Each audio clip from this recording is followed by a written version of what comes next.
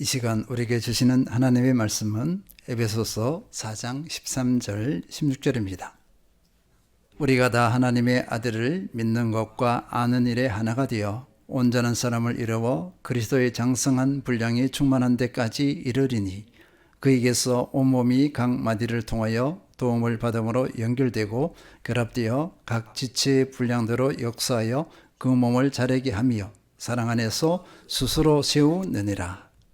오늘은 어떤 그리스도인이라는 제목으로 말씀을 나누도록 하겠습니다. 인간이 다른 생명체와 다른 것 중에 하나는 생각할 수 있는 능력입니다. 하나님께서 인간을 특별하게 하신 것 중에 하나입니다. 생각하는 것의 핵심은 질문입니다. 자신의 존재 이유, 존재 목적에 대해 질문하고 그 답을 추구하는 것입니다. 자신의 존재 이유와 존재 목적에 대한 답을 얻지 못하면 늘 공허함이 있습니다. 잘 먹고 잘 살고 있음에도 삶의 의미를 찾지 못하고 방황하기도 합니다. 어떤 분은 우울증에 걸리기도 했습니다. 살아갈 의미를 찾지 못해서 오는 의욕상실입니다. 무슨 배부른 소리를 하는가 생각할 수 있습니다. 배부른 소리가 아닙니다. 삶의 존재 이유와 목적을 찾지 못하면 누구나 무기력해질 수 있습니다. 그리고 방황합니다.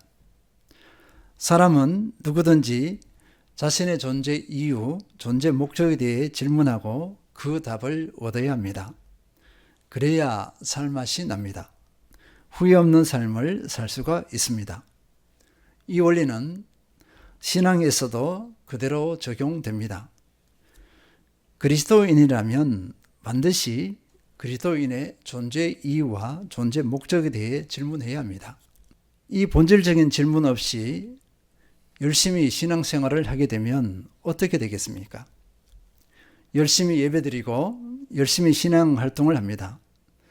그러나 늘 풀리지 않는 어려운 문제를 달고 다니는 느낌이 들 것입니다. 만족이 없고 공허함이 마음구석에 자리 잡고 있음을 깨달을 것입니다. 열심히 신앙활동을 하지 않아서 그런가 결론을 내리고 자신을 채찍질하며 더욱 열심을 내어봅니다. 그런데 더하면 더했지 그 공허함이 사라지지 않습니다. 본질적인 질문이 없이 열심을 내면 많은 부작용이 일어납니다. 자신의 열심이 있는 행위가 자기의가 되어버립니다. 쉽게 다른 사람을 판단합니다. 공감력이 떨어집니다.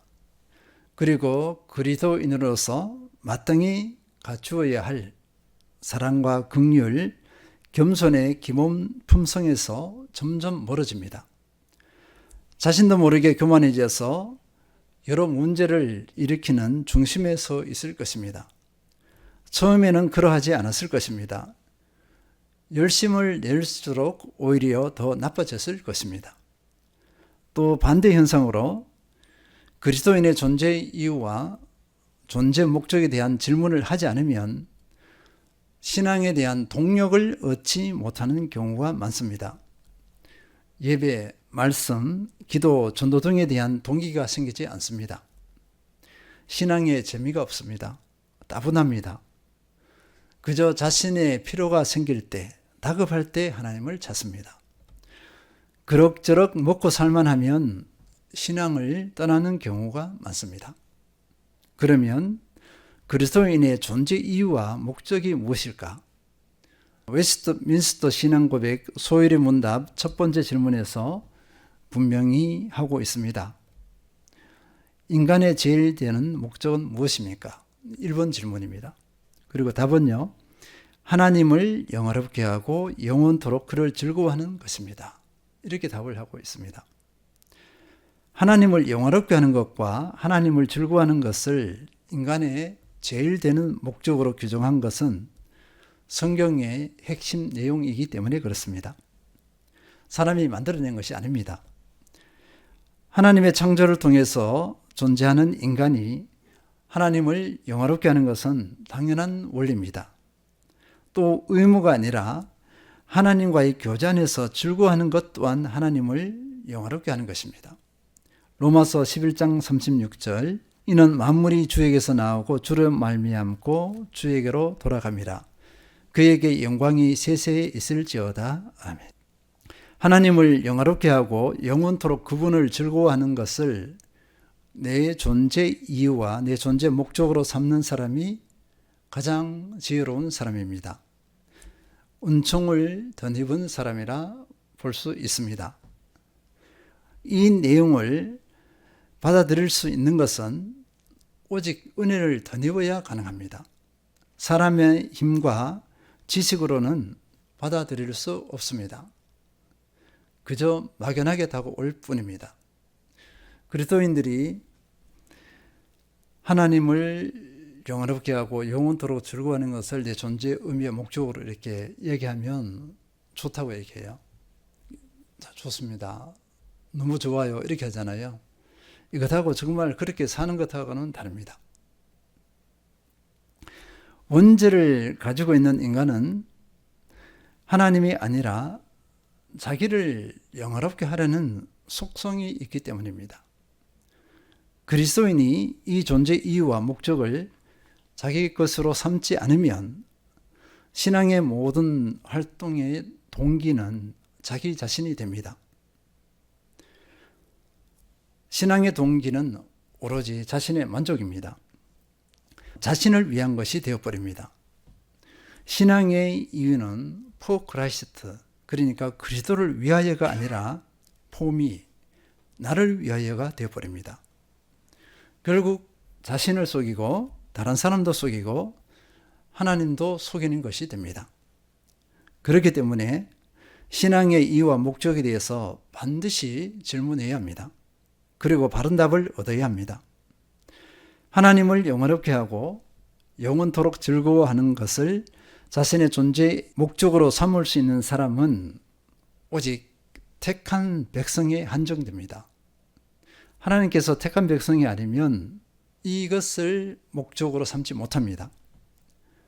택함받지 못한 사람은 받아들일 수가 없습니다. 하나님을 영화롭게 하는 것 중에 하나는 예수 그리스도를 닮아가는 것입니다.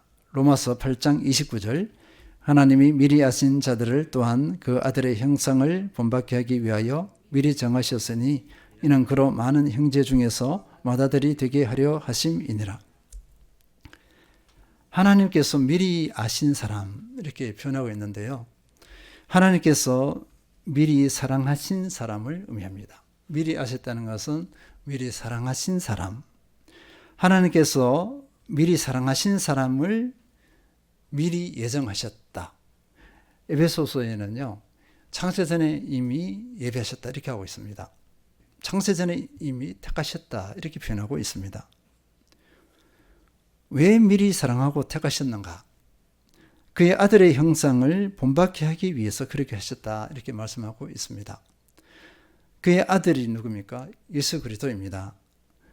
미리 택한 사람을 예수 그리스도의 성품을 담도록 하기 위해서 그렇게 미리 아시고 미리 택했다 이렇게 말씀하고 있는 것입니다.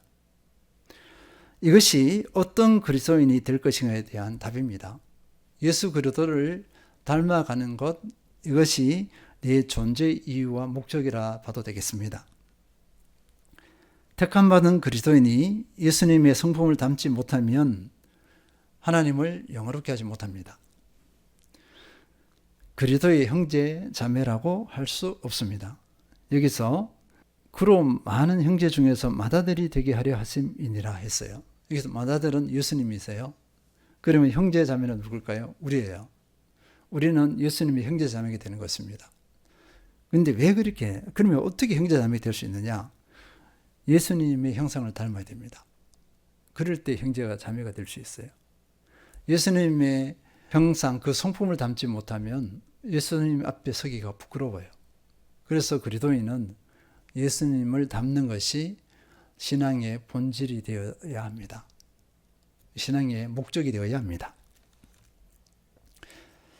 제가 캐나다에서 많이 받은 질문이 있습니다. 그곳의 형제자매들이 뭐라 했냐면요.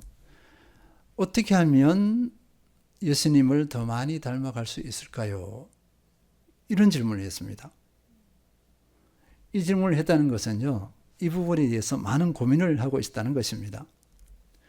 예수님을 제대로 닮고자 하는 소망이 있습니다. 그런데 아직 많이 부족함을 느낀다는 자각이 있었기 때문에 그 질문을 한 것입니다. 예수님을 닮아가고 싶은데 아직은 부족함이 있어요. 이 형제 자매들은 이런 본질적인 질문을 하고 있는 것입니다.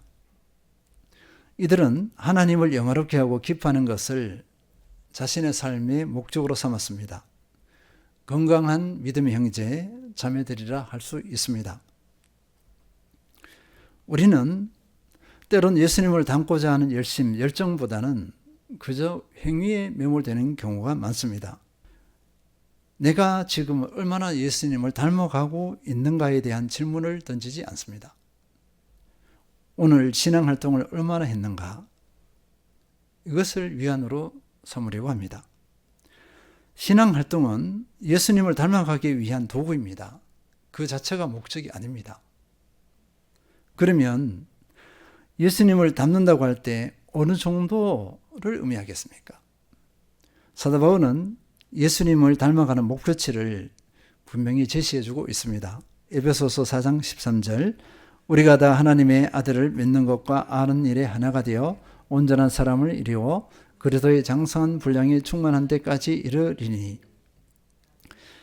결론을 말하고 있습니다. 그리스도의 장성한 분량이 충만한 데까지, 이렇게 결론을 내리고 있습니다. 이것이 에베소서에서 보여주는 목표치입니다. 그리스도인이 예수님을 어느 정도로 닮아가야 하느냐에 대한 답을 제시해 준 것입니다. 그리스도의 장성한 분량이 충만하다는 것은 무엇을 의미하겠습니까? 장성하다는 것은 성숙함을 의미합니다. 그리스도의 성숙함의 분량이 충만한 데까지 닮아가는 것. 그러니까 그리스도의 성숙함의 분량이 충만한 데까지 닮아가야 한다는 이 답을 제시해 준 것입니다. 이것을 다른 표현으로 하면요, 완전한 영적 성숙까지 가야 한다는 것입니다. 온전한 영적 성숙까지 가야 한다는 것입니다. 전반절에 온전한 사람이라 할 때 온전함은 성숙함을 의미합니다. 성숙함이라는 것은 막연하지가 않습니다. 언어, 행실 모두를 통해서 나타납니다. 우리는 주변에 있는 사람의 언어를 듣고 행실을 봅니다. 속으로 어떻게 할까요? 성숙하다, 그렇지 못하다는 생각을 합니다. 누구나 다 해요. 어린아이들도 다 평가할 수가 있어요. 우리의 언어나 우리 행실은 다 노출되어집니다. 이렇게 할 때 우리는 어떤 평가를 받아야 되느냐? 예수님을 닮아가는 사람이다. 이런 평가를 받아야 합니다. 그리스도의 완전한 영적 성숙까지 이르는 것이 어떤 그리스도인이 될 것인가에 대한 답입니다. 사도 바울은 그리스도인이 예수님을 어느 정도까지 닮아가야 하는지 다시 강조하고 있습니다. 에베소서 4장 15절입니다. 오직 사랑 안에서 참된 것을 하여 범사에 그에게까지 자랄지라. 그는 머리니 곧 그리스도라. 오직 사랑 안에서 참된 것을 하여라고 했습니다. 사랑 안에서 참된 것을 말하여, 사랑 안에서 진리를 말하여라는 의미입니다. 언어와 행실을 포함하는 것입니다. 언어와 행실은 한 사람의 어떠함을 단적으로 보여주는 핵심적인 요소입니다. 그 언어와 행실의 기초는 사랑이어야 한다고 말씀하고 있습니다. 사랑 안에서 이렇게 했습니다. 사랑에 없는 진리는 어떨까요? 삭막합니다. 사랑이 없는 진리는요, 판단하고 정죄하고 해버립니다. 무서워요. 사랑이 없는 언어와 행실은요, 연약합니다. 성숙하지 못합니다. 그렇기 때문에 언어와 행실의 기초는 사랑이어야 합니다. 범사에 그에게까지 자랄지라라고 했습니다. 그리스도인의 신앙 성장의 최종 목표치는 예수 그리스도의 수준까지입니다. 그것도 삶의 모든 영역에서 그렇게 해야 한다는 것입니다. 예수님의 마음을 닮아야 합니다. 예수님의 언어를 닮아야 합니다. 예수님의 행실을 닮아야 합니다.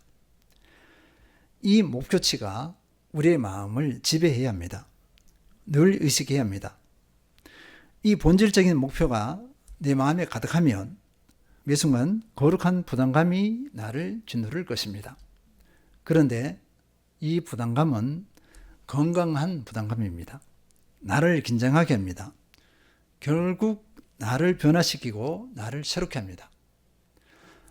우리가 이런 거룩한 부담감이 없으면 우리 삶은 어떻게 될까요? 방종하는 경우가 많습니다. 언어와 행실에 방종합니다. 마음 씀씀이도 방종해버립니다. 그런데 나 스스로는 예수님의 수준까지 자랄 수가 없습니다. 공동체 안에서 가능합니다. 하나님께서는 믿음의 공동체, 교회 공동체 안에서 예수님을 닮아가도록 하셨습니다. 공동체 안에서의 관계 가운데 나의 여러 모습이 노출됩니다. 예수님을 닮아가는데 부족함을 느낍니다. 사랑이 부족하고 겸손이 부족하고 공감이 부족한 것 등을 발견할 것입니다. 하나님께서 왜 연약한 우리를 부르셔서 공동체를 이루게 하셨는지를 질문해야 할 것입니다. 함께 할 때 다양한 훈련을 통해 변화와 새로움을 맛볼 수 있기 때문입니다. 공동체를 통해서, 교회를 통해서 훈련하고 겸비케 하시는 것은 하나님의 선하신 뜻입니다. 그래서 우리는 공동체를 사랑해야 합니다. 교회를 사랑해야 합니다. 공동체, 교회를 사랑한다는 것은 구조적으로 어떻게 한다는 거죠? 바로 내 옆에 있는 형제 자매를 사랑해야 한다는 것입니다. 교회 가족을 사랑해야 한다는 것입니다. 교회 공동체 안에서 함께 배우고 훈련할 리더가 필요합니다. 또 도울 멘티가 필요합니다. 동역자도 필요합니다. 새신자도 필요하고 성숙한 그리스도인도 필요합니다. 또 어린이, 청소년, 청년, 중년, 장년, 노년 등 모든 세대가 필요합니다. 함께 어우러지게 하셔서 선을 이루게 하시는 것이 하나님의 뜻과 하나님의 계획입니다. 젊은 세대들의 순수함, 열심과 그 열정을 보는 것이 얼마나 힘이 되는지 저는 이번에 캐나다에 가서 뼈저리게 경험했습니다. 생동감이 있습니다. 제가 막 살아났습니다. 에베소서 4장 16절, 그에게서 온몸이 각 마디를 통하여 도움을 받음으로 연결되고 결합되어 각 지체의 분량대로 역사하여 그 몸을 자라게 하며 사랑 안에서 스스로 세우느니라. 교회 공동체의 머리는 예수 그리스도 있습니다. 각 지체는요, 달란트는 다릅니다. 각 지체의 분량대로 이렇게 있습니다. 달란트는 다르지만 성령의 도심을 통해서 연결되고 결합되어 있습니다. 한 몸이라는 것입니다. 분량대로 역사하여 몸을 자라게 하며 라고 했습니다. 서로 다름을 성령님께서는 아름답게 사용하신다는 것입니다. 이쪽에 강한 사람이 있고 이쪽에 약한 사람이 있고 다양합니다. 어우러져서 하나님께서는 그 약함을 통해서 또는 강함을 어우러지게 해서 선을 이루습니다. 그 결과로 몸이 자랍니다. 교회가 자란다는 거예요. 그리고 교회 구성원인 나도 성장합니다. 그런데 자라감의 중요한 요소를 이 말씀에서도 밝히고 있습니다. 마지막에 보면 뭐라고 했죠? 사랑 안에서 스스로 세우느니라. 하나님을 향한 사랑과 성도 서로 간의 사랑이 어우러져야 자랄 수가 있습니다. 사랑이 없는 공동체는 자라지 못해요. 그래서 사랑이 없는 공동체는 가장 위험합니다. 사랑이 있어야 예수님을 온전히 닮아갈 수가 있습니다. 예수님은 사랑 자체이기 때문에 그렇습니다. 사랑이 없으면 생명이 없는 것이나 마찬가지입니다. 마른 뼈에 불과합니다. 내가 예수 그리스도를 온전히 닮아가기 위해서는 교회의 공동체는 반드시 필요합니다. 그래서 우리를 한묘의 교회로 부르시고 세우신 것입니다. 사도 바울은 갈라디아 성도들에게 이렇게 고백하고 있습니다. 갈라디아서 4장 19절, 나의 자녀들아 너희 속에 그리스도의 형상을 이루기까지 다시 너희를 위하여 해산하는 수고를 하나니. 갈라디아 성도 여러분, 나는 여러분이 예수님을 온전히 닮아가는 성숙을 이루기까지 다시 해산하는 수고를 하겠습니다. 여러분의 성숙함을 위해서는 어떤 대가집을, 어떤 고통도 마다하지 않겠습니다. 이렇게 단호하게 선포하고 있습니다. 이것이 사도 바울의 부르심이자 사명이었기 때문입니다. 한 사람의 그리스도인을 장성한 분량에까지 자라게 하는 것, 예수님을 닮아가는 사람으로 세워가는 것, 그것을 위해서 나는 부르심을 받았다. 사도 바울은 이 의식을 가지고 있습니다. 그래서 자신이 헌신하는 것에 대해서 자랑하지 않았어요. 마땅히 그리 하는 것으로 받아들였습니다. 오히려 그러하지 못한 것에 대해서 회개하고 자기를 자책하면서 하나님 앞에 가슴을 쳤습니다. 이것이 사도 바울의 삶이었습니다. 우리는 이런 과정으로 나아갈 필요가 있습니다. 내가 전도를 해보는 것입니다. 전도의 열매를 맺어보는 것입니다. 그러면 예수님의 십자가가 더 구체적으로 다가올 것입니다. 영적인 한 생명의 가치를 인식하게 될 것입니다. 그리고 그 사람이 성장하도록 도와주는 수고를 아끼지 않는 것입니다. 아비의 마음을 깨닫게 될 것입니다. 그 과정에서 내가 돕는 사람보다도 돕는 내가 더 많이 비웁니다. 더 많이 겸비해 갈 것입니다. 예수님을 닮아가는데 이것보다 더한 자원, 더한 기회가 없을 것입니다. 그래서 한 사람에게 헌신해 보시기 바랍니다. 캐나다 베이직 교회의 30대 젊은 부부들은 각 가정마다 어린 자녀가 1명에서 3명까지 있습니다. 4명은 윤영호 목사님 가정이 4명입니다. 제가 머물렀던 홈스테이 했던 그 가정의 형제자매 부부는요, 아이가 3명이에요. 그럼에도 결혼하지 않은 청년 제자를 1명씩 자기 집에 데리고 삽니다. 삶을 같이 하면서 함께 예수님을 닮아가고자 하는 그 소망 때문에 그렇게 하는 것입니다. 쉽지 않을 것입니다. 불편한 점이 참 많을 것입니다. 그런데 이 젊은 부부들은 불편한 것보다 유익한 것이 훨씬 많다고 합니다. 제가 물어봤어요. 불편하지 않습니까? 그러니까 연세가 드신 부부도 아니고 젊은 부부잖아요. 30대 중반 부부들이에요. 이 부부들이 아기도 있는데 결혼하지 않는 또 형제 또는 자매가 같이 살고 있어요. 방 하나를 다 가지고서. 불편하지 않겠어요? 그런데 이 형제 자매들은요, 불편하지 않다고 했습니다. 그냥 가족처럼 같이 생활하고 있어요. 예수 그리스도를 닮아가는 구체적인 예를 들어보겠습니다. 야고보서 1장 27절, 하나님 아버지 앞에서 정결하고 더러움이 없는 경건은 그 고아와 과부를 그 환난 중에 돌보고 또 자기를 지켜 세속에 물들지 아니하는 그것이니라. 하나님 아버지 앞에서 정결하고 더러움이 없는 경건했습니다. 한마디로 말하면요, 하나님께서 기뻐하시는 경건입니다. 두 가지를 제시하고 있어요. 첫 번째는 고아와 과부를 그 환난 중에서 돌보는 것입니다. 고아와 과부 이렇게 두 대상을 딱 지목했잖아요. 이것은 무슨 말씀이냐면요, 고아와 과부는 가난한 자, 병든 자, 갇힌 자, 나가네 등 사회적 약자를 대표합니다. 교회에서는 특히 이런 성도들을 사랑으로 돌봐야 한다는 것입니다. 내 가족처럼 사랑으로 돌보는 것이 예수님의 형상을 닮아가는 그 모습이다. 그 실체이다. 이렇게 말씀하고 있습니다. 우리는 현실에서 외면하기 쉽습니다. 귀찮아하기 쉽습니다. 그럼에도 우리는 그리스도인으로서 아무런 부담감이 없습니다. 내가 지금 연약한 사람을 좀 귀찮아하고 있어요. 그럼에도 불구하고 부담감이 없어요.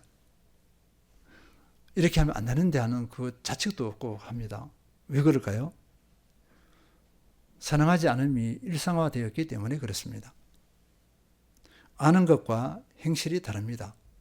말씀으로 사랑에 대해서 얼마나 많이 듣고 내가 사랑해야지 했습니까? 근데 삶하고 달라요. 누추하게 그저 없어 보이는 분들을 사랑으로 돌보고 외면하지 않는 것이 예수님을 닮아가는 모습입니다. 두 번째는요, 세속에 물들지 않는 것입니다. 세속에 물들지 않는다는 것은 세상의 사상, 세상의 가치관, 비도덕적인 삶들에서 철저히 자신을 분리하는 것을 의미합니다. 예수님을 닮아가는 것은 예수님의 거룩함도 닮아가는 것을 의미합니다. 예수님을 닮아가고자 하는 그리스도인은 당연히 세상의 사상, 세상의 가치관, 비도덕적인 삶을 분별할 줄 알아야 합니다. 한국 교회가 세속화된 부분이 참으로 많습니다. 여러 가지가 있겠지만 그 중에 하나를 예로 들면요, 제가 많이 경험하는 것 중에 하나입니다. 교회의 성도 숫자와 건물입니다. 성공과 능력의 잣대를 성도 수와 교회 건물에 대비시켰습니다. 제가 만나는 사람들과 인사를 합니다. 인사를 하고서 그럼 바로 질문을 받아요. 그 질문이 뭐냐면, 지금 몇 명이 예배를 드리고 있습니까? 이 질문을 해요. 저는 당연히 그냥 몇 명입니다 이렇게 답을 하면 그 몇 명을 가지고서 저를 평가하고 한묘교회도 평가하고 성도들도 다 평가해 버립니다. 한묘교회에서는 제자가 세워지고 있습니까? 성도들이 성장하고 성숙해가고 있습니까? 이런 질문을 받아본 적이 없습니다. 제가 이 질문을 받은 것은 어디서 받았을까요? 캐나다 그 형제 자매들에게 이 질문을 받았어요. 캐나다 형제 자매들은요, 한 명도 지금 예배 몇 명이 드립니까? 질문하지 않더라고요. 저는 마음이 뜨끔했어요. 이 질문을 하면 어떠나, 어떻게 답을 해야 되나, 이렇게 막 조마조마했는데 한 사람도 질문을 하지 않았어요.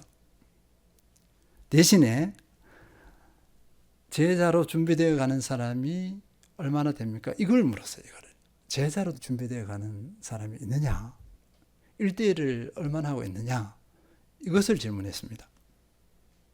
어떤 그리스도인이 될 것인가의 관점에서는 숫자와 건물은 세속화된 것이고 천박한 질문입니다. 예수님을 닮아가는 모습은 나의 생각과 태도, 언어, 행실 모든 것에서 확인할 수 있습니다. 막연하지 않습니다. 내 삶 전체에서 예수님을 닮아가는 그 증거가 나타나야 합니다. 정리하겠습니다.